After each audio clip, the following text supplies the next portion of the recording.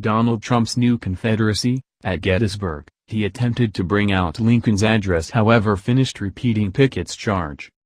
Last Saturday, Donald Trump ventured to the front line at Gettysburg, Pennsylvania.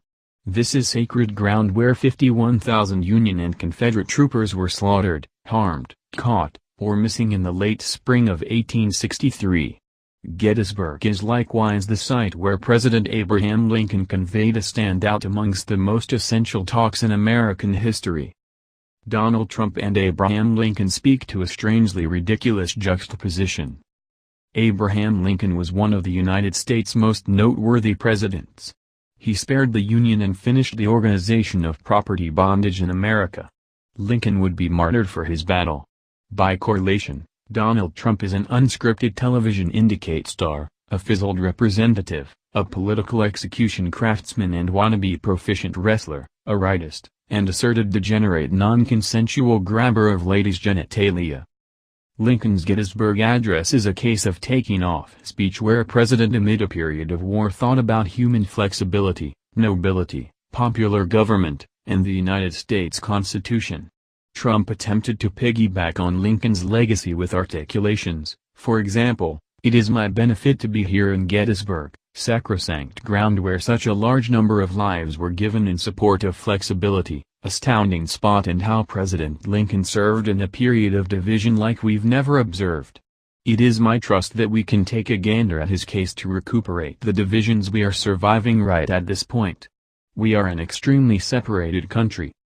Trump's last contention for why he ought to be chosen president on November 8 likewise comprised of guarantees to rebuff the ladies who have blamed him for rape. Each lady lied when they approached to hurt my battle. The occasions never happened, never. These liars will be sued after the race is over. Also, Trump offered fear-inspired notions. The Clinton machine is at the focal point of this power structure.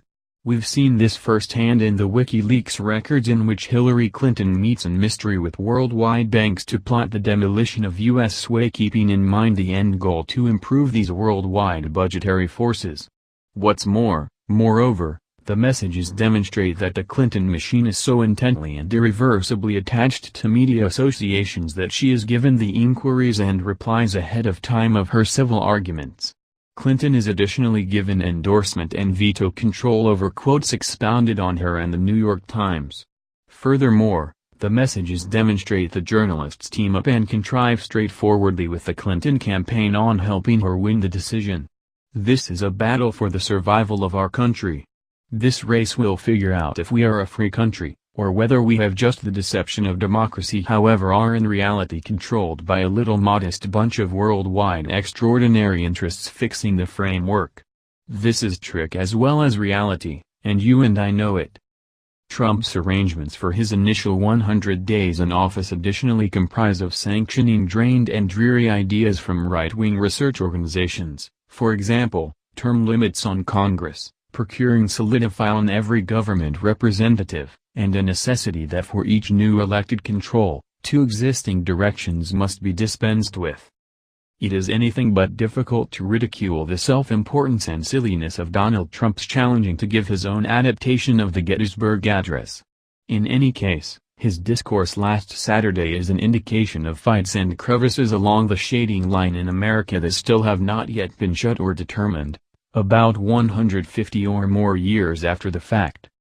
In the United States, the scars of race along the shading line take numerous structures. The race enriches crevices industrious. Isolation in lodging and government-funded training stays at inadmissibly abnormal states. Police thuggery and viciousness against non-whites is widespread and unrepentant.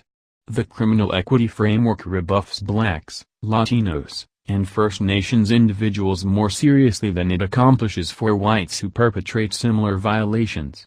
The Republican Party is the United States' biggest accepted white personality association. For right around 50 years it has utilized a planned procedure of obvious and unpretentious bigotry against dark and cocoa individuals to win white voters.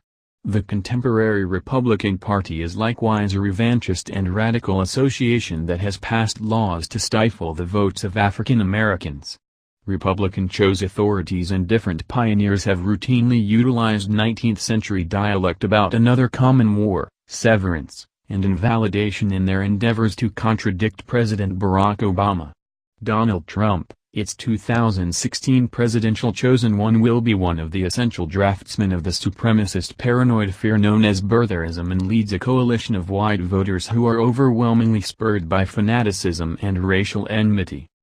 From multiple points of view, today's Republican Party is the Confederacy reawakened. What was at one time the gathering of Lincoln is presently that of Jefferson Davis and Donald Trump. After the repulsions of the Civil War, white America expected to figure out how to recuperate both its figurative and exacting injuries. Driven by a yearning for what students of history have portrayed as compromise and recovery, the occasions of the Civil War were revised and rethought. The Confederacy was currently to be portrayed not as a gathering of secessionist swindlers but rather as a respectable act of futility.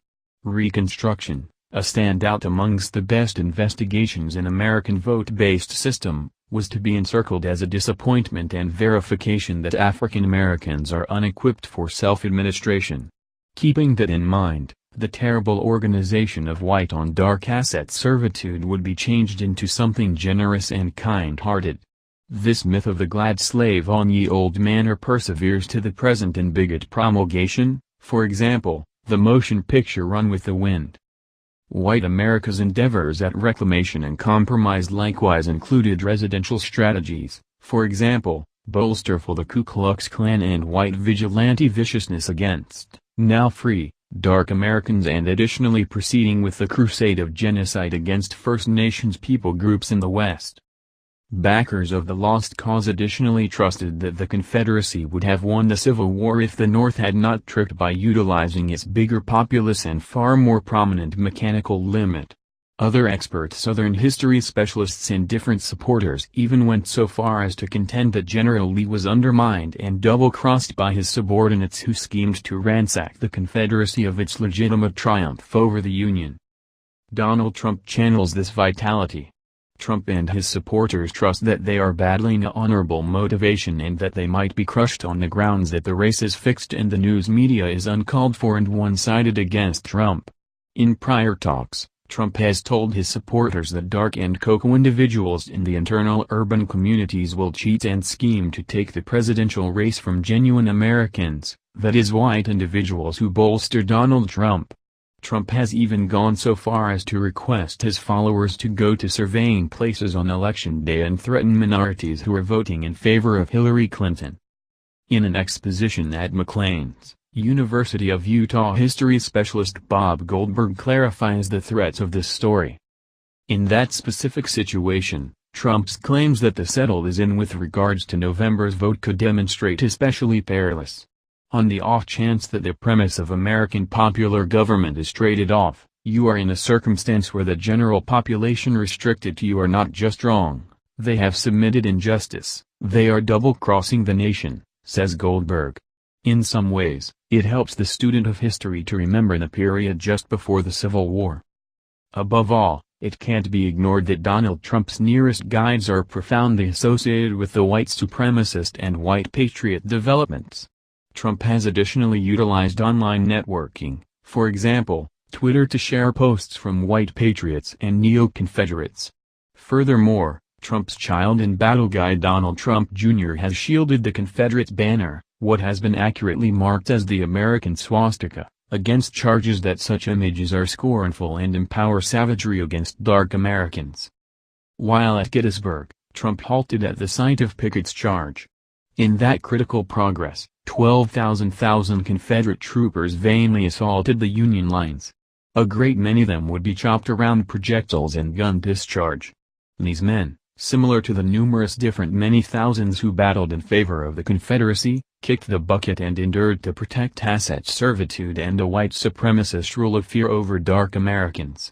Composing at Dissent magazine, Joshua Zeitz notes, in the wake of perusing more than 25,000 individual letters and 249 diaries penned by Union and Confederate troops, Princeton University teacher and Pulitzer Prize-winning creator James M. McPherson presumes that a substantial number of those men in blue and dark were strongly mindful of the issues in question and enthusiastically worried about them.